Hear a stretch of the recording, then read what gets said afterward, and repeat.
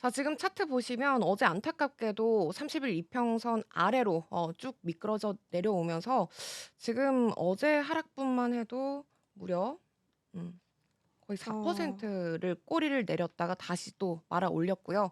그럼 이런 상황에서 우리가 봤을 때 '아 볼린저 밴드 하단을 맞고 반등을 다시 하는 그런 횡보 구간이 일어날 수 있겠구나.'라고 생각을 해 보시면 되겠습니다.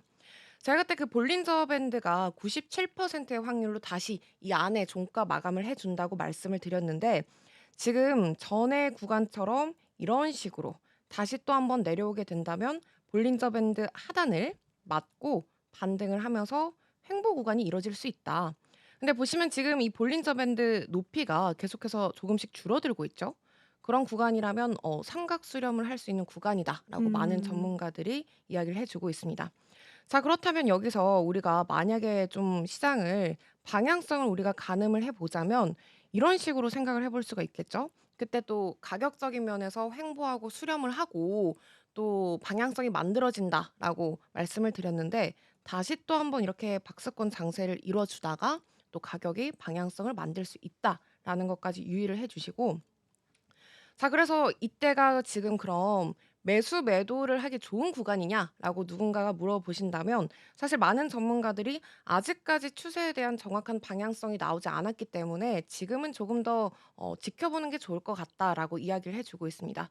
예, 특히 아직 FOMC 금리 결정이 남아 있고 또 예전 차트를 보면은 우리가 금리 결정 직전에 하락했다가 또 금리 결정 이후에 직전과 바로 전에도 네. 금리 결정 이후에 반등하는 모습을 보여줬기 때문에 지금 이 구간에서는 조금 더 기다려보는 것도 좋겠다라고 말을 해주고 있습니다. 네. 어쨌든 지금 이 추세로라면 우리가 다시 한번 또 이렇게 만들어질 수 있는 구간이라는 거, 그리고 그 이후에 방향성이 어디로 만들어질진 모르겠지만 다들 조금씩은 상방으로 좀 예측을 해주고 있는 것 같아요. 그런데 또 저희가 이번 횡보장이 굉장히 길었던 음. 구간이어 있기 때문에 그 구간까지도 염두에 두시면서 만약에 매수를 하시게 된다면 제가 그때 추천해 드린 적립형. 네. 맞습니다. 역시 우리 엘리트 적립식 매수로 추천을 같은 금액으로 조금씩 소액으로 해 보시는 것도 좋을 것 같다라고 정리를 해볼 수가 있겠습니다.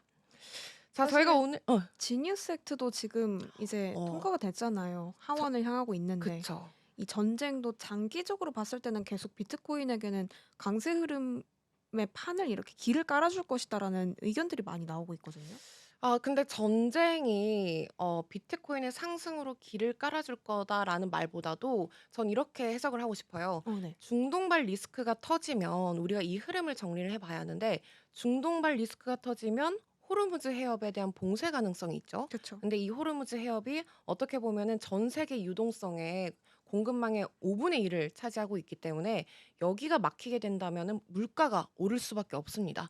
일단 생산지의 물가가 오르게 된다면 소비자들의 물가가 오르게 됐죠. 네. 그럼 소비자들의 물가가 오르게 된다면 연준 입장에서는 금리를 함부로 내리지 못한다라는 거고 그렇게 되니까 이번에 또 유가도 또 한 번 급등을 했고 금은 또 한 번 신고가를 최고치를 네 하고 경신했죠. 있고 그리고 또 달러는 강세를 이뤄주고 있고 그러다 보니까 지금 시장 자체에서 중동 리스크는 악재로 다가올 수밖에 없어요. 하지만 중동 리스크는 그래도 단기적인 변화다 보니까 전쟁이 해소가 된다면 이 시장이 금방 일어날 수 있는 반등의 여력이 있다는 거죠. 그쵸. 그러다 보니까 이번 악재만 좀 견뎌내고 난다면 미증시도 그렇고 암호화폐 시장에 있었던 걸림돌이 조금은 사라질 수 있다라고 생각이 듭니다. 원래는 참 제한적으로 전쟁이 마무리될 거라는 입장이 좀 많았는데 음. 간밤에 계속 좀 급진적인 이야기들이 많이 펼쳐지고 있어요. 또 그니까요. 트럼프가 또 이스라엘 총리와 전화 통화를 통해서 어떤 핵시설을 공격하겠다는 얘기도 나왔고 그러니까 왜 그런 말을 자꾸 하는지 전 모르겠어요 정말. "이란의 최고 지도자가 어디 있는지 안다. 하지만 아직은 제거 안 할 거다."라는 경고성 발언을 계속 내놓고 있잖아요. 맞아. 그러니까 이 모든 게 핵 때문인 건데 근데 참 핵이 참 무섭죠 어떻게 많이 보면은. 예. 무섭죠.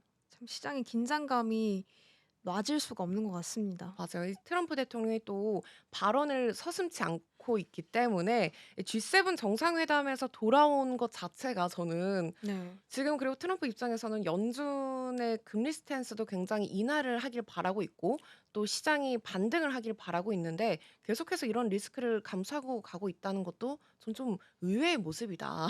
말을 맞습니다. 아낄 것 같은데 머스크도 보면 조금은 감정적이면서도 참 이성적인 인물이 아닐까 생각이 들어요. 자, 그래서 오늘 아까 지니우스 액트 이야기를 해 주셨잖아요. 네. 그래서 지니우스 액트가 왜 필요한지 그리고 스테이블 코인이 왜 필요한지 이야기를 해 볼 건데 그전에 오늘 또 간단히 시장 분위기를 한번 짚어 보도록 하겠습니다.